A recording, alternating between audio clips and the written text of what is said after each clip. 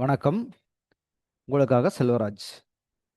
இந்த பதிவு ஒரு பயிற்சி நோக்கத்துக்காக மட்டும் தான் கொடுக்கப்படுது. அதனால தயவுசெய்து இதைய ஒரு ரெக்கமெண்ட் எடுத்துக்காதீங்க.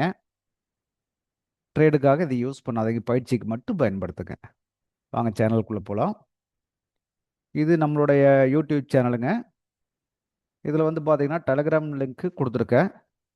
இதில் மார்னிங் வந்து நிஃப்டியோட லைவ் அப்டேட் கொடுத்துட்ருக்கேன். உங்களுக்கு ட்ரேடிங்க்கு இதை ஃபாலோ பண்ணீங்கன்னா கூட உங்களுக்கு ரொம்ப சப்போர்ட் பண்ணும். அதனால் முடிஞ்சால் இதில் டெலகிராம் லிங்க்கில் ஜாயின்ட் ஆகிக்கங்க. ஜாயின்ட் ஆகிட்டு யூஸ் பண்ணி பாருங்கள் எப்படி இருக்குன்னு.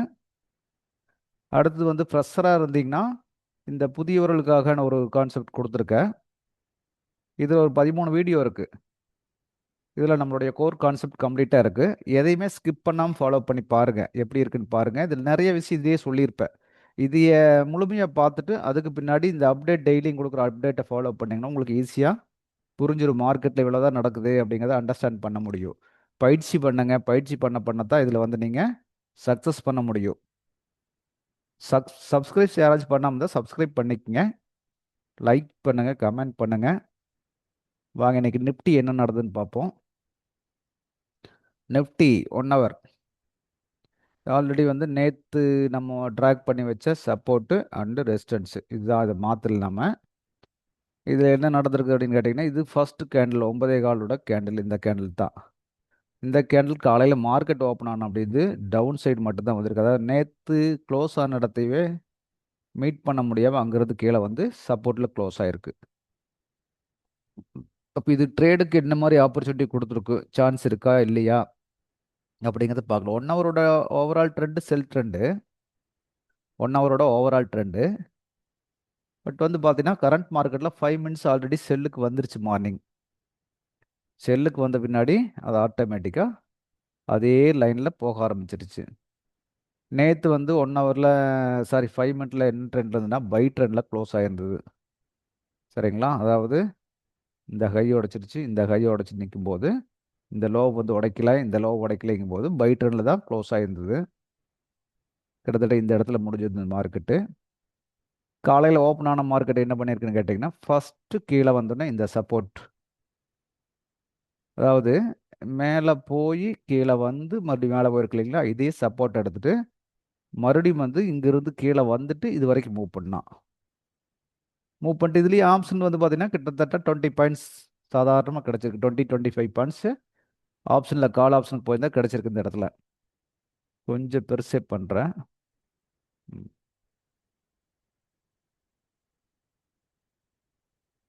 ஆப்ஷனில் ஈஸியாகவே கிடச்சிருக்கும். இது வந்து ப்ராக்டிஸ் ஆனால் மட்டும்தான் ஆப்ஷன் இந்த மாதிரி போக முடியும். அப்போ அகைன் என்ன பண்ணது, மார்க்கெட்டு கீழே வந்த மார்க்கெட்டு மேலே போக முடியல, மேலே இந்த ஹைக்கே போக முடியல. அகைன் கீழே வர்றது, மறுபடியும் வந்து பார்த்தீங்கன்னா வந்து இந்த ஹைக்கு வர முடியல. அகைன் சப்போர்ட் லைன்லேயே வந்து மார்க்கெட் க்ளோஸ் ஆகிருக்கு.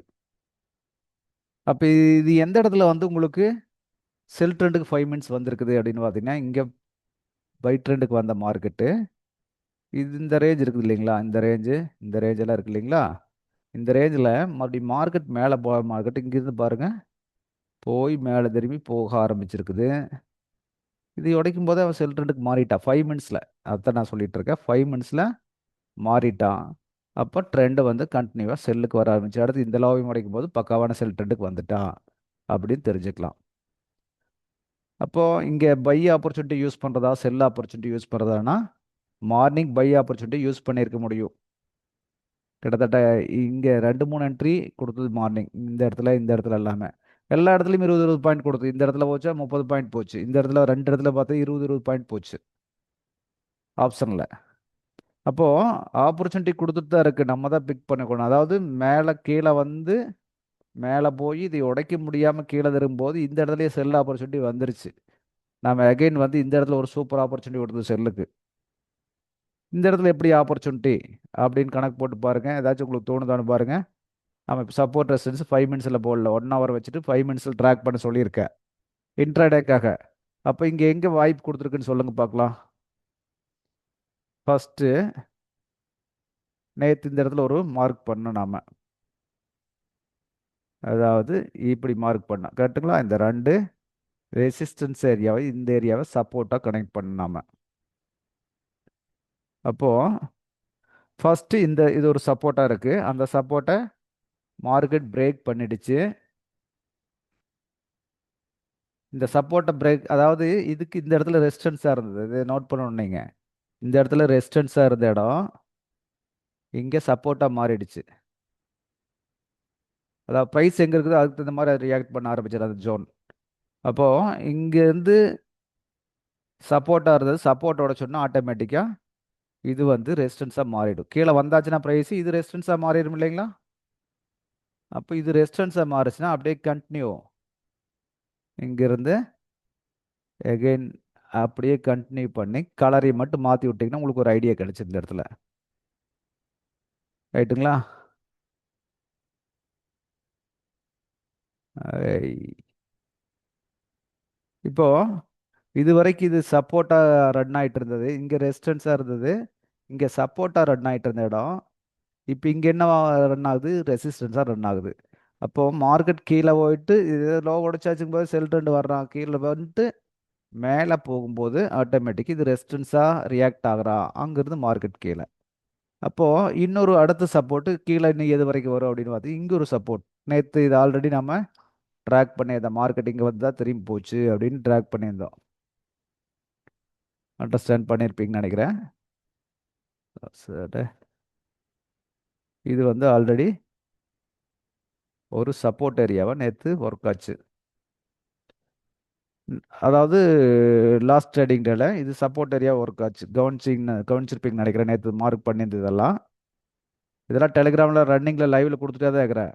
இப்போ சப்போர்ட்டாக ஒர்க் ஆச்சு. இன்னைக்கு வந்து மறுபடியும் அது சப்போர்ட்டை ஆக்ட் பண்ணியிருக்குது பாருங்க. அப்போது மார்க்கெட் இங்கே வந்த மார்க்கெட்டு இந்த இடத்து வரைக்கும் மறுபடியும் போனால் போகணும் அப்படிங்கிறது ரெசிஸ்டன்ஸ் வரைக்கும் போகணும். ரெசிஸ்டன்ஸ் இது இந்த சப்போர்ட் ரெசிஸ்டன்ஸாக மாறிடுச்சு. இங்கே வந்த மார்க்கெட்டு அகைன் ரெசிஸ்டன்ஸ் வரைக்கும் போயிட்டு அப்புறம் தான் கீழே வந்திருக்கான். புரிஞ்சுங்களா? அப்போ நான் இன்னைக்கு டெலிகிராமில் இந்த இடத்துல கூட ஒரு மார்க் பண்ணி கொடுத்துருந்தேன். பை ட்ரெண்டு இந்த இடத்துல பை பண்ணலான்னு. பை பண்ணால் டார்கெட் இது வரைக்கும் தான் வைக்கணும். அப்போது இந்த இடத்துல வந்து ரிஜெக்ட் செல்லுக்கு அழகாக ஒரு ஆப்ஷன் அந்த உடைச்சா டக்கு டக்குன்னு வந்துட்டா. நம்ம செல் பண்ணியிருந்தா கூட இந்த இடத்துல எக்ஸிட் ஆகணும். ஏன்னா இங்கிருந்து திரும்புறதுக்கு பாசிபிலிட்டி இருக்குங்க. வேறு கொஞ்சம் திரும்பி காமிச்சிருக்கு பார்த்தீங்களா? பாசிபிலிட்டி இருக்குங்கிறதுக்காக வெளியே வந்திருக்கலாம். இப்போ இது பார்த்தா ஒன்றுமே தெரியல. ஆனால் இங்கிருந்து எத்தனை பாயிண்ட் இருக்குன்னு நினைக்கிறீங்க? கிட்டத்தட்ட 80 பாயிண்ட். வாட்ச் பண்ணி பாருங்க. 25,300, 25,220, 80 பாயிண்ட் இந்த இடத்துல இருக்குது. ஆப்ஷனில் வந்து பார்த்தீங்கன்னா ஒரு நாளைக்கு எக்ஸ்பைரிங்கிறதுனால இன்னைக்கு கிட்டத்தட்ட ஒரு 50 பாயிண்ட் சாதாரணமாக மூவ் ஆயிருக்கும். புரிஞ்சுங்களா? இந்த இடத்துல செல் பண்ணியிருந்தா ஒரு 50 பாயிண்ட் மூவ் ஆயிருக்கு. இங்கிருந்து பார்த்தீங்கன்னா ஒரு 30, 40 பாயிண்ட் எப்படி இருந்தாலும் மூவ் பண்ணியிருக்கு கால் ஆப்ஷனில். இவ்வளோதாங்க. இப்படி சான்ஸ் கிடைக்கும் போது பிக் பண்ணிக்கணும். இது எல்லாம் வந்து இன்னைக்கு மார்க் பண்ணியிருந்தேன். இங்கே ரெண்டு இடத்துல பையே சொல்லியிருந்தேன். இந்த இடத்துல ரவுண்ட் வந்தால் இங்கே பை பண்ணலான்னு சொல்லியிருந்தேன். ஆல்ரெடி மார்க்கெட் இது வரைக்கும் போச்சு. இது ஒரு 40 பாயிண்ட் பக்கம் கொடுத்தது கிட்டத்தட்ட. அகைன் வந்து பார்த்தீங்கன்னா இந்த இடத்துலையும் பை சொல்லியிருந்தேன். அதுவும் ஒரு 40 பாயிண்ட் கொடுத்து ரிஸ்க் எவ்வளவு மீறி போனால் ஒரு 5 பாயிண்ட் டு 8 பாயிண்ட் தான் ரிஸ்க்கே இருக்குது ஸ்டாப் லாஸை. அப்போ நம்மளுக்கு ப்ராப்பராக ஒரு 20 பாயிண்ட் சாதாரணமாக கொடுக்கக்கூடியதாக தான் கண்டிப்பாக கொடுக்கும். அடுத்தது இந்த இடத்துல வந்து பை ட்ரெண்ட் ஆனால் இங்கேயுமே பை எடுத்துருக்க முடியும். ஏன்னா ஒரு நல்ல சப்போர்ட்டுக்குள்ள ஜோனுக்குள்ளே வந்தாச்சு. இதோ இந்த இந்த ரேஞ்ச் பாருங்க. இந்த ரேஞ்சை கவுண்ட் பண்ணி வச்சுக்கோங்க. இந்த ரேஞ்சை கணக்கு போட்டிருந்தீங்கன்னா இன்னைக்கு இதுலேயும் கூட சும்மா ஒரு ஒரு லாட் எடுத்துட்டு வெளியே வந்திருக்க முடியும். இந்த இடம் கூட பார்த்துட்டிங்கன்னா இது இந்த பாயிண்ட்டும் கூட எடுத்துருக்க முடியும். இங்கே எத்தனை பாயிண்ட் கிடச்சிருக்குன்னா இங்கேயும் ஒரு இங்கேருந்து பாருங்க 89லேருந்து 150 கிட்டத்தட்ட ஒரு 30, 40 பாயிண்ட் 50 பாயிண்ட் கிடச்சிருக்கும் போது 20 டு 30 பாயிண்ட் ஆப்ஷனில் கிடச்சிருக்கும். அப்போது ஆப்பர்ச்சுனிட்டி எல்லா பக்கம் கொடுக்குது. செல் ட்ரேடிங் பை எடுக்கலாமான்னு நினச்சிங்கன்னா ஒரு சப்போர்ட் ரேஞ்சுக்குள்ளே வந்தாச்சுன்னா 1 hour பக்கா சப்போர்ட். இது சப்போர்ட் ரேஞ்சுக்குள்ளே வந்தோன்னா பை எடுக்கட்டா எடுக்கலாம். அதே மாதிரி நம்ம 1 hour ரேஞ்சுக்காக மட்டும்தான் வச்சுக்கிறோம். இந்த மார்க் வந்து நம்ம ரேஞ்சு தான் பார்க்குறோம். அதாவது இது ரெசிஸ்டன்ஸு சப்போர்ட்டு மேலே போனால் இங்கே போகணும், கீழே வந்தால் இங்கே வரணும், அதுக்கு தான் வச்சுருக்கோம். பட் வந்து இடையில நம்ம 5 மினிட்ஸ் ட்ராக் பண்ணி தான் நம்ம வந்து இன்ட்ராடேவை கட்டமைச்சுக்கணும். இது பாருங்கள் எத்தனை சப்போர்ட் எடுத்து இங்கே வந்து இது ஒரு ரேஞ்ச் நல்ல ஜோன். அகைன் இது ஒரு ஜோன். இந்த ஜோன் எங்கேருந்து வருது? இங்கேருந்து வருது. இது நேற்றே பார்த்தோம். இன்றைக்கும் அது ஒர்க் ஆகிருக்குது. இந்த இடத்துல வந்து பை எடுத்திங்கன்னா போயிருக்கும். அதே மாதிரி இங்கே போய் இது வந்து சப்போர்ட் வந்து ரெசிஸ்டன்ஸாக மாறிடுச்சா, இங்கே போய் செல் பண்ணியிருந்தாலும் ஆட்டோமேட்டிக்காக கீழே வந்திருக்கும். அவ்வளோதான் கான்செப்ட். அப்போது வெயிட் பண்ணி பொறுமையாக இந்த இடத்துல எங்கேயாச்சும் அவசரப்பட்டு ரிஸ்க் எடுக்காமல் இருந்தால் கூட இங்கே ரிஸ்க் எடுத்தால் கிடச்சிருக்கு. ரிஸ்க் எடுக்காமல் இருந்தோம்னா ஆட்டோமேட்டிக்காக இந்த மாதிரி ப்ராப்பர் என்ட்ரி பிடிச்சிட்டு வந்துட்டே இருக்கலாம். பொறுமையாக இருந்து பார்த்தீங்கன்னா கரெக்டாக இருக்குதுக்கு. அடுத்து பார்த்தீங்கன்னா நாளைக்கு என்ன பாசிபிலிட்டி இருக்குது அப்படின்னு பார்த்தீங்கன்னா 1 ஹவர் மார்க்கெட் மொத்தமாக கீழே தான் சாத்திட்டு இருக்கான். பார்ப்போம். தற்சமயத்துக்கு இதுதான் வந்து இப்போ ஒரு ரேஞ்சில் தான் நிற்கிது. நாளைக்கு சப்போஸ் இது இது பிரேக் கீழே பண்ணுறா அப்படின்னு சொன்னீங்கன்னா, இன்னும் கீழே பண்ணுறோன்னா இதனோட இந்த ரேஞ்சோட இந்த ஜோனோட லோ எது அப்படின்னு பார்த்தீங்கன்னா இதுதான் லோ. இதை பிரேக் பண்ணுறான்னு அப்படின்னு சொன்னீங்கன்னா இதுக்கு கீழே என்ன லெவல் இருக்குதுன்னு பார்க்கணும். முன்னாடி தூரமாக போய் பார்க்கணும். பார்த்துட்டோம்னா நம்மளுக்கு கொஞ்சம் ஈஸியாக இருக்குது. முன்னாடி லெவல் பாருங்கள், பக்கத்தில் எந்த லெவலையுமே காணோம். நம்ம இப்போ டே கேனில் பார்க்குறோம். 4 ஹவர்ஸில் பார்த்தோம்னா அது தெரியுதுன்னு பார்ப்போம். இதோ அந்த லெவலை விட்டு அடுத்த லெவல் பெரிய லெவலாக ரொம்ப டிஸ்டன்ஸில் இருக்குது. இந்த லெவலை மிஸ் பண்ணுச்சுன்னா அடுத்து இந்த இடத்துல ஒரு சின்ன ஜர்க் இருக்குது. இந்த இடம் வரைக்கும் இமிடியட் பாசிபிலிட்டி இருக்குது. அதுக்கு அடுத்து விட்டால் இந்த லெவல் தான் பார்ப்போம். இது வரைக்கும் மூவ் ஆகுதுன்னு பார்ப்போம். இல்லை நாளைக்கு இங்கிருந்தே ரிவேஸ் ஆகுறானான்னு செக் பண்ணுவோம். அப்படி இந்த லோவை தொட்டுட்டு மேலே வரானான்னு தெரியாது, பார்ப்போம். அல்லது கொஞ்சம் ஒரு கேப் டவுனில் கேப் அப்பில் அப்புறம் அப்படியே மேலே மூவ் ஆகிறதுக்கும் பாசிபிலிட்டி இருக்குது. அதையும் நாளைக்கு செக் பண்ணிக்குவோம். நாளைக்கு மீன்ஸ் சனி ஞாயிறு லீவு, திங்கக்கிழமை அன்னைக்கு கவர்மெண்ட் ஹாலிடே, செவ்வாய்க்கிழமை அன்னைக்கு மார்க்கெட். அப்போ தான் நம்ம பார்த்துக்க முடியும். புரிஞ்சுங்களா?